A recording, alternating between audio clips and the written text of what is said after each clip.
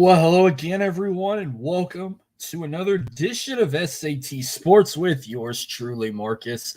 I'm your host, and I got my co-host with me. It's Jordan. You on mute, buddy, but how you doing today? I'm doing good. Thank you for having me.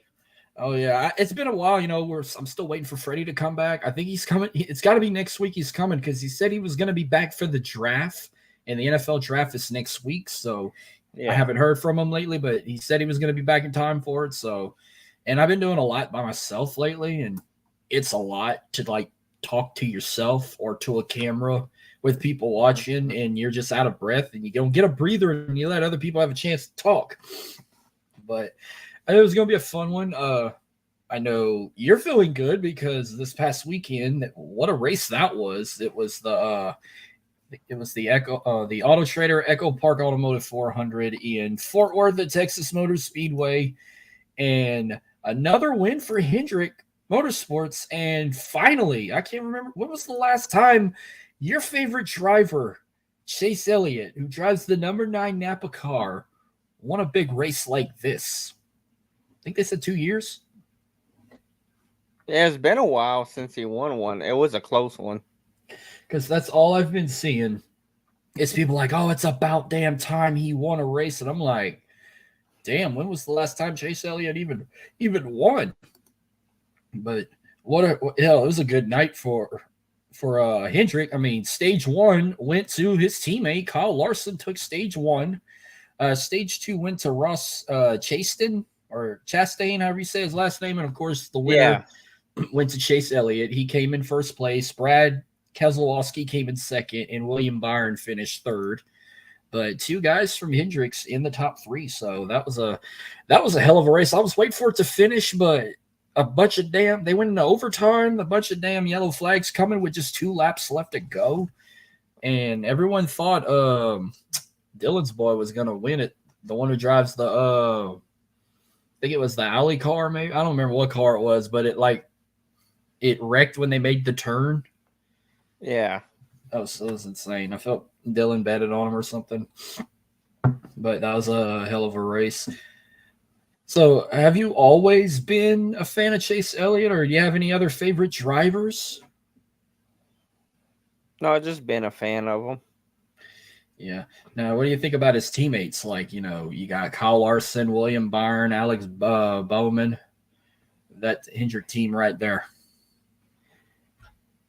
Yeah, at first Kyle Larson was doing pretty good at that track, but his tire fell off. That was insane. It just rolled. Like that's gonna be the pit crew's fault. They didn't tighten the nuts all the way, and the tire just like rolled. I've never seen nothing like that, and out of Mhm. all the less amount of races I've watched in my life, I've never seen anything like that. Not even in a movie. Yeah, it was wild because he was doing pretty good, and then his tire just rolled off. So I've mentioned before, I've never been to a race in my life, but I've seen 2 racetracks in person. I've seen Texas Motor Speedway. I've passed it on the interstate. I've stopped and seen it. And then when I was in Vegas, I flew over Las Vegas Motor Speedway or International, whichever the name of it is. I've passed that as well in the airplane. So that's probably the only 2 tracks I've ever saw. Even Dylan's tuning in.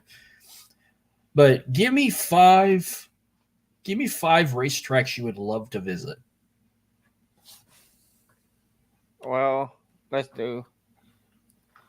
uh let's do Daytona, Okay. Yep, that's one for me too.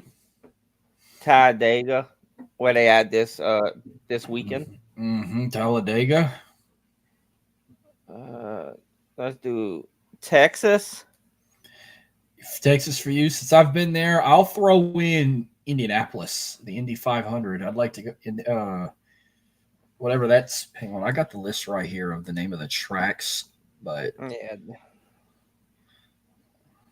I'll do that one. Indianapolis Motor Speedway. Okay. I'll throw in Bristol. I would love to go to Bristol, Yeah, especially that one. Yeah, I'll do at that the one too. Yeah, that one's pretty good. And then for one more, I mean, shit, I'd probably would either throw in maybe like Charlotte, or I've noticed Nashville had one too. So I mean, if I ever get a chance to go to a race, I'd like to go to one of those 5 tracks. Plus, see a race at Texas Motor Speedway, which I have just seen the track, passed it, stopped and seen it from what I could of it. But no, Talladega coming up, which I know it's not the biggest race of the year because the biggest one is Daytona, but Talladega is one of the most popular ones. It's one of the most iconic racetracks. I've heard it gets crazy down there. They named a freaking movie after it, Talladega Nights, which is the name of this episode. I've heard a lot of crazy stories about Talladega.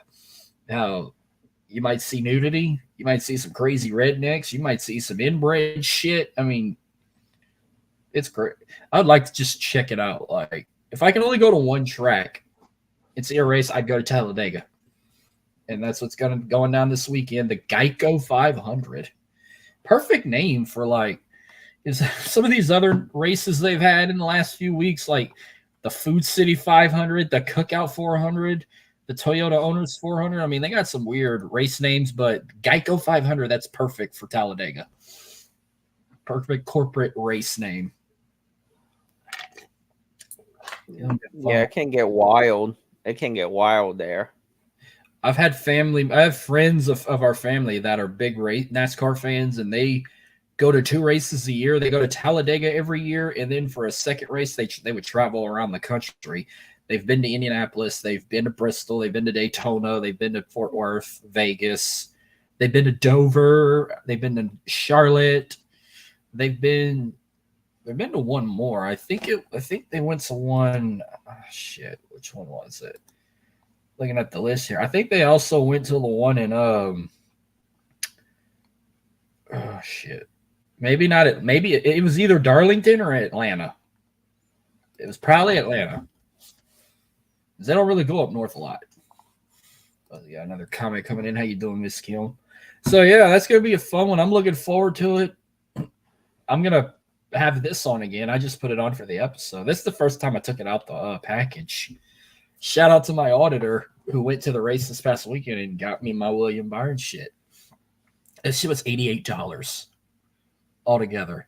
Taxes is out the fucking ass. Yeah. By the way, did you get your stuff online, or have you ever been to a race? No, I haven't been to a race. I got it online. Well, like I've told you before, went live. They got hats these days that have it, and I fucking hate it. Mine had a rope right here. I cut it off. I can't deal with the rope on the hat. Just can't. But I fucking love the shirt. I never saw that before.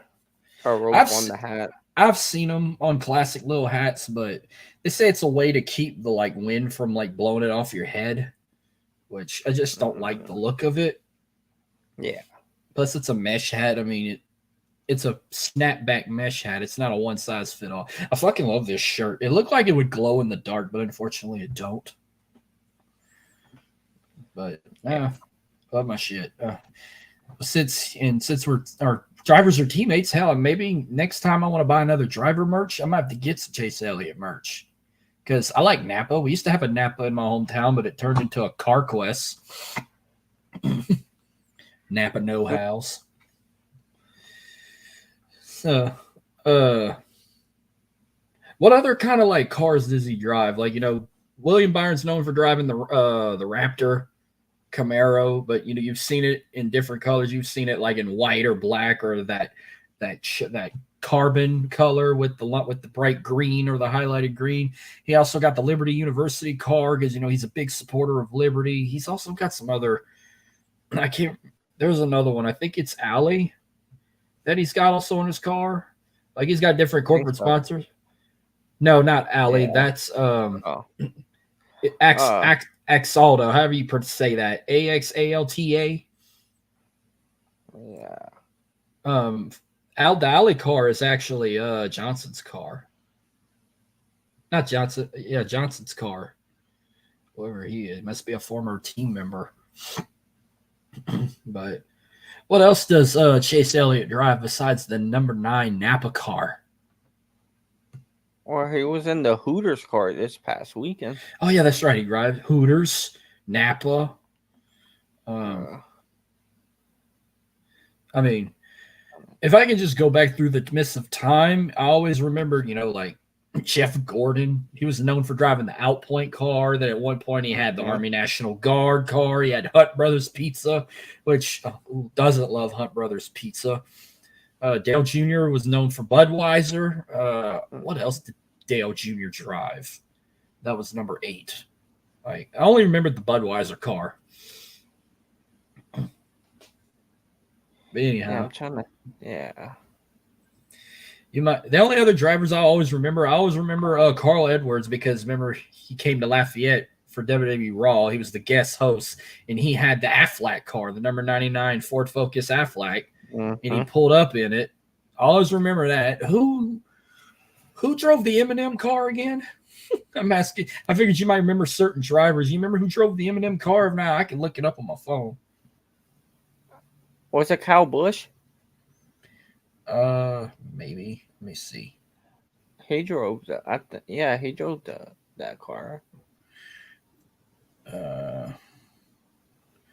Yeah, Kyle Busch drove the Eminem car, but it doesn't. It's no longer. I think it's no longer a sponsor.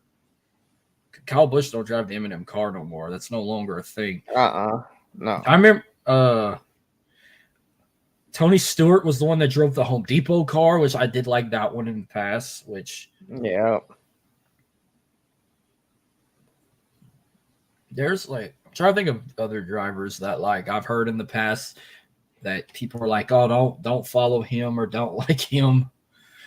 But I'm still trying to learn. It's hard trying to learn these drivers' names by heart, especially when you started watching. I can only probably name 5 drivers currently.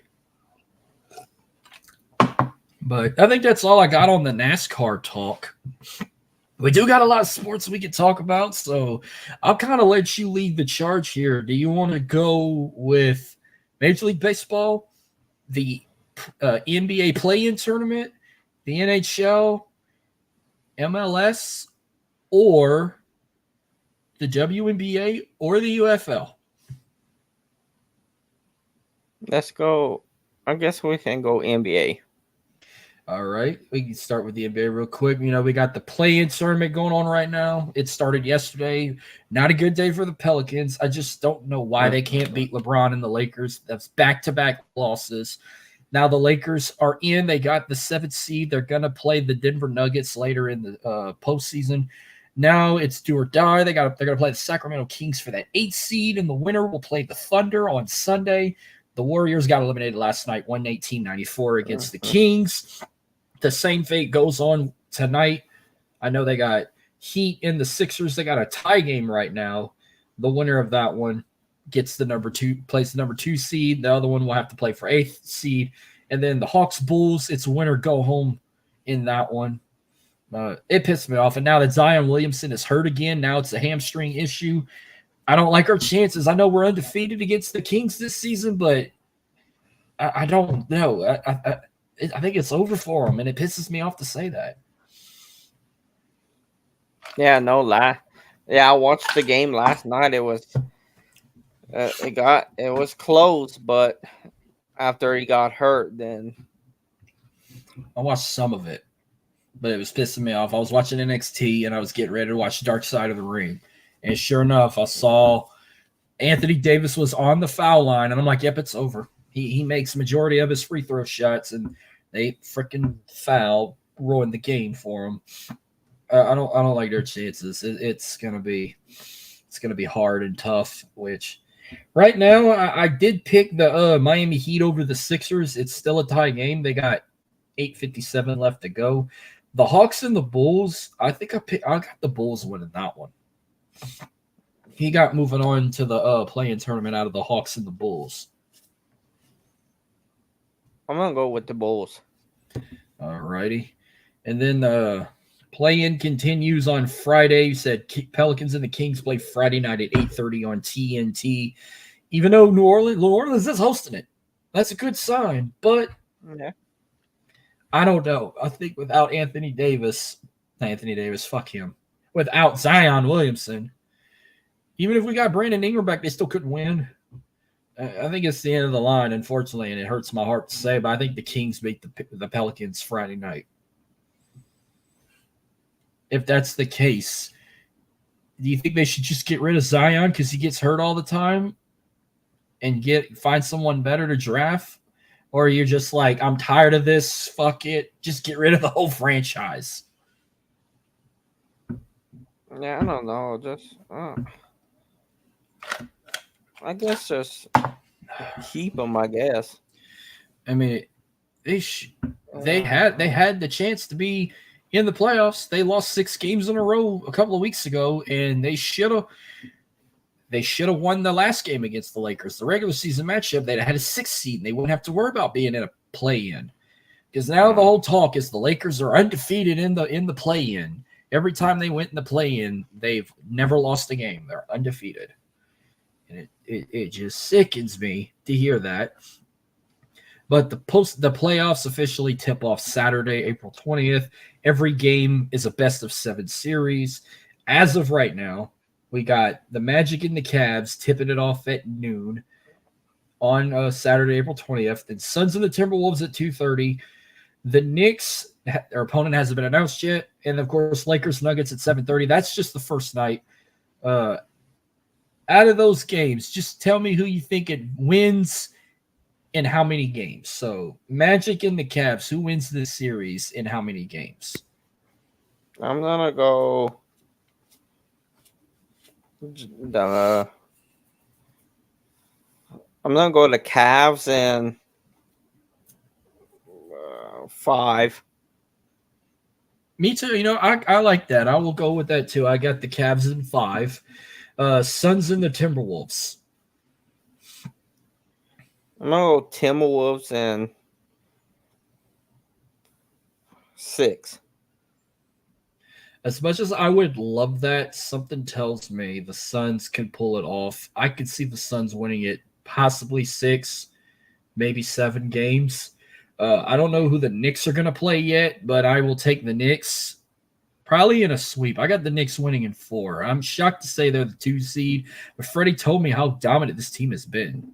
But whoever the Knicks play, whether it's the Bulls, the Hawks, the Sixers, or the Heat, I got the Knicks in 4 games. Yeah, I got that too. And then you got the Lakers and the Nuggets. I'm going to go Nuggets. And, Nuggets.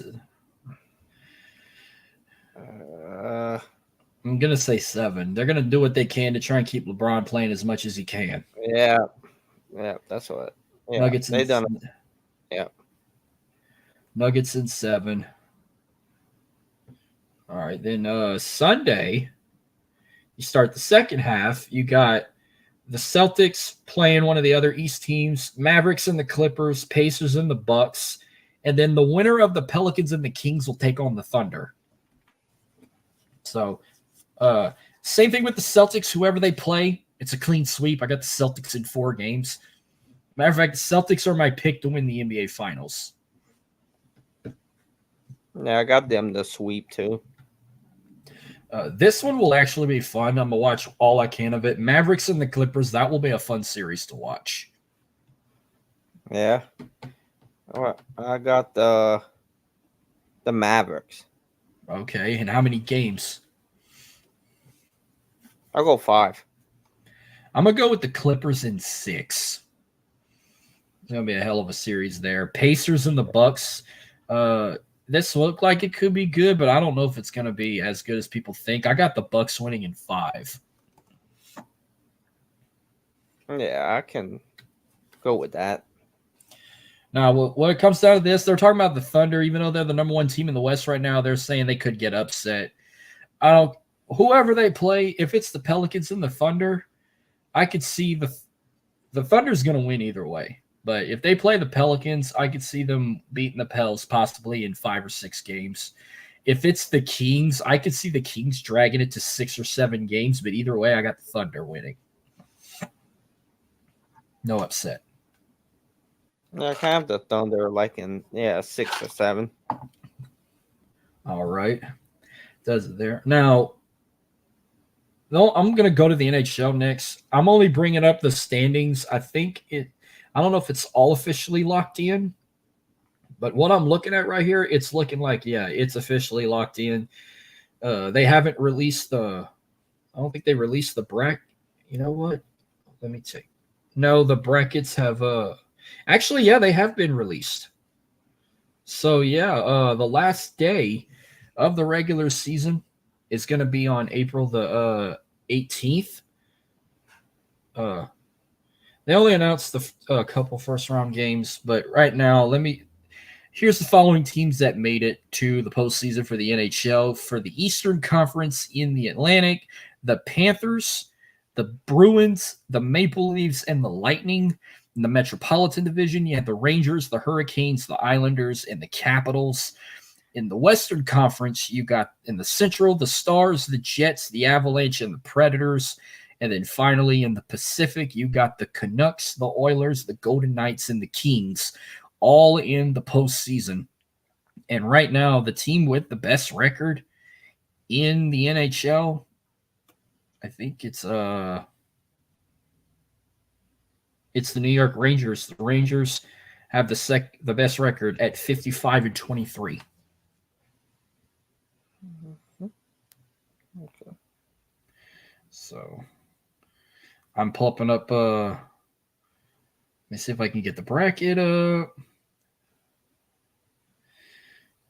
As of right now, this is what the playoffs look like. As of Monday, I don't know if nothing changed, but supposedly we're gonna have the Stars taking on the Golden Knights. The Jets will play the Avalanche. The Canucks will play the Predators. The Oilers versus the Kings. And then in the Eastern bracket, you've got the Bruins against the Lightning, the Panthers versus the Maple Leafs, the Rangers against the Capitals, and the Hurricanes against not the Rangers, the Islanders. So again, we're gonna pick a team. We're gonna go by series again. Just pick who you think will win and how many games, and we'll go from there. All right. But okay, so there is a change here. The Maple Leafs are not playing the Panthers now. They're playing the Bruins now. I don't know why they don't have all the matchups already yet, but so if the Maple Leafs are playing the Bruins, the Lightnings are playing the. Okay, so we got that part situated. All right, so we'll start with the West. The West is officially locked in. So you got the Stars and the Golden Knights. The Dallas Stars are taking on the defending champs, the Vegas Golden Knights. Who wins in how many games? I got the Golden Knights and I'll say 5. I would love that to happen, but I think Dallas is a higher ranked team. They might be they're the number one team in the West right now, which is a shock. But I think I got an upset alert. I'll say the Golden Knights in 7 games. I want to keep that going. All right. Then you got the Jets taking on the Avalanche. I'll say that. Avalanche in 6. I'm gonna go with the Avalanche in 5. And then we got this one ain't gonna be pretty, but I'm hoping they can get at least one win. But we got the Canucks taking on the Predators. I'll say the Predators in 4. You going with an upset? You're going with a sweep? What? I would love that, but I'm gonna go opposite. I'm gonna say the Canucks sweep the Predators. I would love the Preds to get a win. I occasionally root for them, but Vancouver's tough. They're very tough. And then finally in the West, we got the Oilers and the Kings. I'll say the Kings in 6. I'm gonna go with the Oilers in possibly 5 games. All right. So next up, We'll go with the Maple Leafs and the Bruins and the Maple Leafs. I'll go Bruins in 5. I'm gonna go Bruins in 4. I think they sweep them. And then how obvious, you got 2 Florida teams playing each other in the postseason: the Tampa Bay Lightning and the Florida Panthers. I'll go Florida Panthers in 6. Yeah, it's a fierce rivalry. I think it could go to 7 games, but I'm going to take the Panthers in 6. The Panthers are dying to get back to the Stanley Cup Finals, and we'll see if they could try and do it, but they'd have to go through the Bruins or the Rangers, the 2 toughest teams in that side of the bracket. Speaking of that, you got the New York Rangers taking on the Washington Capitals. I'll go Rangers in 6. I got the Rangers in 4 games. Rangers sweep the Capitals. And then finally, you got the Hurricanes and the Islanders. I'll do Hurricanes in 5. I'm going to take the Hurricanes in 4 games. They're going to sweep the Islanders. Okay. All right. So, the only thing I'm going to just bring up with MLS, we're going to do predictions again. So there's going to be a slate of games on Saturday, slate of matchups on Saturday, and there'll be 2 on Sunday. I know Dylan's tuning in really hard to predict this. So with how soccer goes, you can either pick a winner or if you think it's going to end in a tie. Because there are ties in soccer games. So start the big one. Now that I have recruited you to the Houston Dynamo, and y'all no longer support the Seattle Sounders, Houston is at home this weekend. They take on Austin FC. Austin loves to talk shit, but then Austin got humiliated the other day. Your top scorers for both teams, you got Abraham Ayew, Sebastian Kowalczyk, Brad Smith on one side, Diego Rubio, Gurlian Biro, and Julio Casante on the other side. Should be a good lineup, but who comes up with the win, or does this end in a tie? I think they win, Houston. Houston wins? I hope so. I hate ties. We'll see what happens. I hope they pull it off too. I hope they do too. This will be a good one. Dylan will probably watch this one. We got Atlanta hosting Cincinnati. Two good teams right here in the Eastern Conference. They might tie. Then they'll tie. I'm gonna go with Cincinnati. I'm gonna take Cincinnati for the win. Montreal and Orlando. I'm going to go Orlando. Orlando is a good team, but I think this one goes in a tie. This will be my first tie so far this season, which actually I take Orlando is not as good, but I could pick back up. You got one good team versus a former dynasty team here. We got Columbus taking on Portland. I'll go Columbus. Me too. I got the Crew. I think they're the Columbus Crew. Let me see if I'm right. Yeah, Columbus Crew. All right. This might be a nasty game here. You got maybe the best team in the league right now versus a team maybe not so great. You got Miami versus Nashville. I'm going to go Miami. Yeah, Miami, they got the best player in the world right now, and Dylan can't stand him. Lionel Messi. He's like the Patrick Mahomes of MLS, but I'm going to go, and you see him in the intro video, so I'm going with Miami. I could see it maybe like their version of a blowout could be like 3-0 or 4-0, but I got Miami beat Nashville. NYC FC hosting DC United, and I wish I had a picture to pop up, but I don't know if you've seen it all over the internet, but NYC FC is getting a brand new stadium. They're going to put it right across the street from Yankee Stadium with an amazing awesome entrance. I don't know if you've seen it before, but it is to die for. But first off, who you got winning this one? I'm gonna go DC United. All right. I'm gonna take NYCFC in this one just because it's at home. But yeah, maybe in the group chat I could find it and I'll post it for y'all to see. Just whoever's watching won't see it. Then we got Toronto versus New England. So yeah, Toronto FC taking on the Revolution. I'm gonna go Toronto. I'm gonna go with a tie, but I think it's gonna be like a score tie. Like it's gonna be like 1-1. It's high. Chicago versus Real Salt Lake. So yeah, the Chicago Fire versus Real Salt Lake.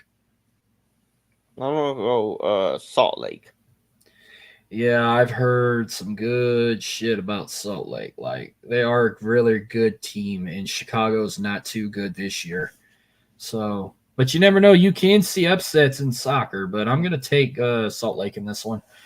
Then we got Sporting two rivals. You got Sporting Kansas City versus St. Louis City SC. I'm gonna go Kansas City. Kansas City. Give me. It's an even matchup. I mean, their records are not as great. St. Louis is 2-1. Kansas City's 2-2. Give me Kansas. It's in Kansas City. Give me Kansas City to win that one. Take them. Then we got the Rapids of Colorado taking on FC Dallas. Give me Colorado. Yeah, Colorado's got a decent record. Dallas only got one win. They're 1-2 and 4. So give me Colorado. LAFC versus the Red Bulls of New York. LAFC. Well, it's not the Galaxy, but LAFC, they're a decent team. I got LAFC at home over the Red Bulls. This is the final game on Saturday. The Seattle Sounders hosting the Vancouver Whitecaps. Vancouver. Yeah, I don't know what. I see why Dylan didn't want to root for this club no more. They're 1-3. Vancouver's 4-1-2. Yeah, Vancouver wins big. And then there's two games on Sunday. You got Charlotte versus Minnesota. This should be a fun one to watch. I don't know much about Charlotte FC. Neither is Minnesota United, but they look like it's two good teams right here. Minnesota. I'm going to take Charlotte at home. And then finally, this might be the biggest one of the weekend. Two rivals, LA Galaxy versus the San Jose Earthquakes. 4-3 versus 1-0-7. The Galaxy they have them as one of the best teams. So they're the number one team in the Western Conference right now. I'll go LA Galaxy. I think they have the most MLS Cups than any other team right now. I think I might disagree, but I swore it said that they had the most cup championships. I know the Dynamo has 2. They won back-to-back. Tim Portland's got a few. Columbus is the defending champs right now. So we'll get to we'll jump to the UFL real quick. We'll do recap and predictions, but I got a little segment I like to call. I'm going to start calling it that until the season's over. I like to call it UFL by the numbers. So week 3 is in the books. It was another down-to-the-wire thriller. And as of right now, there's only one team left in the whole league that's undefeated, and that is the Birmingham Stallions. I don't know how they keep winning. They're 3-0, plus they're undefeated at home. Since they became a team, they have never lost at Legion Field or Progressive Field. Never. They've only lost on the road. But as of this season, they're undefeated. DC Defenders, the Michigan Panthers, the St. Louis Battlehawks, and the San Antonio Brahmas are all 2-1. The Showboats are 1-2, and unfortunately, 2 of the 3 teams in Texas, including mine, the Arlington Renegades and the Houston Roughnecks, are still winless at 0-3. Aren't you a Roughnecks fan too?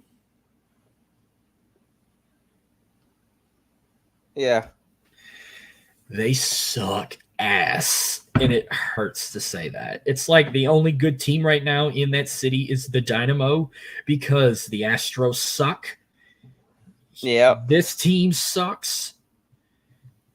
They're just waiting for the NFL to start because the Houston Texans are probably going to be one of the top teams to possibly be a shocking Super Bowl contender with the offense they got right now. So they're desperately waiting for the Texans season to start. So I watched 3 games this past weekend. I caught a bit of the Defenders and the Renegades. It was a tight game. Defenders pulled it off 29-28. The Stallions just dominated the Showboats 33-14. Panthers get the win 34-20 over the Roughnecks. And this one was fun, but I called it. The Battlehawks were going to give the Brahmas their first loss. Battlehawks win 31-24. Did you catch any of these games, or you don't really watch the UFL? No, I didn't watch none of them. They don't sell out. But hopefully when we start going to arena football games, starting next week, we might have a better turnout. I'll definitely be bringing the Arena Football League into the talk next week when we do our draft episode. So here's some numbers you need to know after week 3. Your first magic number is number 1. Not only do the back-to-back champion Stallions have the perfect record, but they're also ranked first in offense and defense in scoring this season. 80 points on offense and 41 on defense. That's some big numbers. They acted like the Crimson Tide right now for this one. Your next magic number is 4. 4 UFL kickers have been locked in, only missing a total of 4 field goals out of 52 total attempts through 3 weeks, including Michigan's Jake Bates, who continues to stand out. A perfect 5 for 5 so far, with 3 of his 5 making come at the last 55 yards out, and has 2 60-yard field goals this season. Mm-hmm. Your next magic number is 10 for the second week in a row. Football fans saw a team trail by double digits in the final minute of regulation and go on to win the game. The Brahmas did it last week, and the Defenders did it this week. Took advantage of the 4th and 12 alternative kickoff option, turning the conversion into a game-winning score with 5 seconds left to cap off a 10-point comeback. Your next magic number is 17. After the Stallions' Week 3 performance, they had 8 sacks, leading 17 sacks through Week 3 after just having 19 sacks total for the entire season. That number is nearly double the next to the closest 2 teams in the Brahmas and the Showboats. And your next magic number is 76. Marcus Sims, who is a wide receiver for the Michigan Panthers, turned a short gain into the longest play from scrimmage this season with a 76-yard catch-and-run touchdown and broke 5 tackles. Your next magic number is 84. Michigan quarterback E.J. Perry completed 84% of his passes against the Houston Roughnecks, 16 out of 19. And then your final big number is 388. The Stallions quarterback, Adrian Martinez, had a total of 388 yards of offense in their Week 3 win over the Showboats, 344 passing yards and 44 rushing yards. So the Stallions are the dangerous team right now. They are the favorite to win it all this year again. And it sucks to say that, but it's true. It's true. So we're going to let's go to some next predictions. This is going to be a crazy week of the UFL because they're going to play 3 games on Saturday and just 1 on Sunday instead of 2 and 2. So it kicks off Saturday morning at 11:30 a.m. You got the Memphis Showboats taking on the St. Louis Battlehawks. Who you got winning that one? I'm going to go St. Louis. Yes, it's in the Dome. They're the only team I know that could fill up a damn stadium. They don't fill it up full capacity, but they can fill it up half full. They get about 30 to 40,000 people in there ready to cheer for a team. So I got the Battlehawks at home. Then you got the DC Defenders on the road against the Birmingham Stallions. Can they end the streak? Can they become the first team to beat the Stallions in Birmingham? Plus, give them their first loss of the season. I'm going to go to the Defenders. I would love that. But if this was in DC, I'd pick them. The fact it's in Birmingham, I'm going to unfortunately pick the Stallions. They're going to go 4-0. Your final game on Saturday, we got 2-2-1 teams in the Alamo Dome. The Michigan Panthers at the San Antonio Brahmas. Oh, San Antonio. This one's going to be a fun game to watch. It's a tough one. They're both very good teams. San Antonio is very good too, but Michigan's got heart, so I'm going to pick the Panthers on the road. Jack Bates is their star player, and he's only a kicker. And then finally on Sunday afternoon, somebody's getting a W. Someone's getting their first win of the season. The Arlington Renegades versus the Houston Roughnecks, two rivals, and it's going down in H-Town. Who gets that first win? I'm going to go Houston Roughnecks. Man, they better. If they can't win this game, I have them going 0-10. So I'm going to pick the Roughnecks at least one more time. But if they lose this game, I'm done with them. I'm going to pick against them the rest of the season. Mm-hmm. Yeah. So I got one more thing I want to close out with. I don't usually bring this up, but I wanted to bring up the 2024 WNBA Draft because it was the most watched draft in the history of their league. And they got some hell of a players that got called up, especially in the first round. And it all started with the star of the show, Caitlin Clark, got the number one overall pick to the Indiana Fever. So she took low money. She didn't take Ice Cube's $5 million to go play in the Big Three. She took 300. I think it's 300,000 or $500,000 a year to play for the Fever. I think it was locked in. You knew she was going to go play there unless you had her going somewhere else. Well, no, I knew she was going there. Oh, yeah. I knew she was going number one. Yeah. Number two, I loved her outfit. I don't give a shit what the critics say. Cameron Brink was the second pick out of Stanford. She went to the Los Angeles Sparks.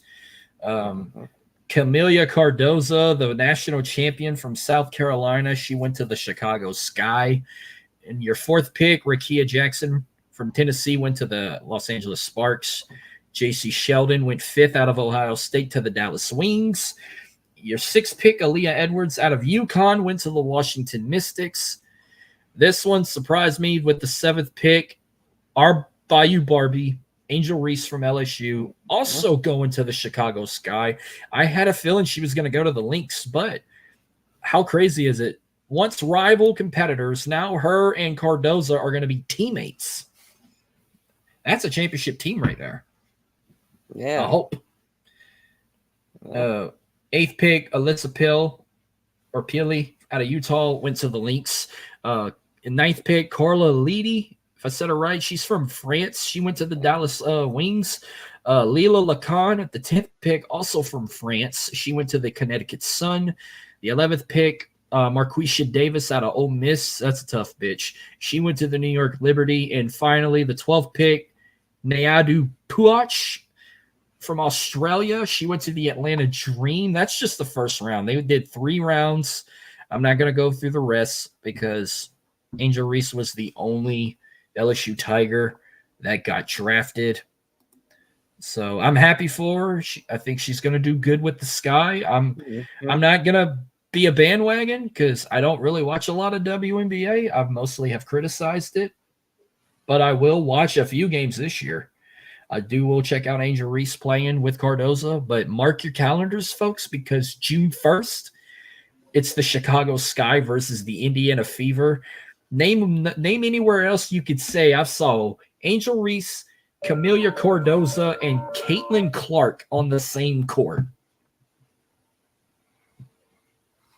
That's gonna be a hell of a game. I'm not gonna say I'm super excited to watch a WNBA game, but I will watch that one. Man, that's gonna be wild. And I'm going to root for the Chicago Sky, of course. But, well, that will wrap up tonight's episode. Thank you again for coming on. Hopefully, my fingers are crossed that Freddie will be back next week, because next week is draft week. He's going to come on to talk the NFL draft. We were going to do a watch along, but I won't be able to do it. But I'll still do a live stream. Might do a mock draft instead. Possibly, we're going to also talk the Arena Football League for the first time. We're going to grade every team's uniforms once they all have been posted on Twitter. It's going to be fun. But thank you again. Real quick, let them know where they can find you on social media. You can find me on Twitter at Jordan_J2000. And anytime you need me, Marcus, just message me. You damn right. I'm on Twitter at MarcusSully337. Subscribe to my YouTube channel to watch these SAT Sport episodes anytime on demand. But I will see y'all next week during the draft week. Y'all have a good week, and we'll see you guys next time.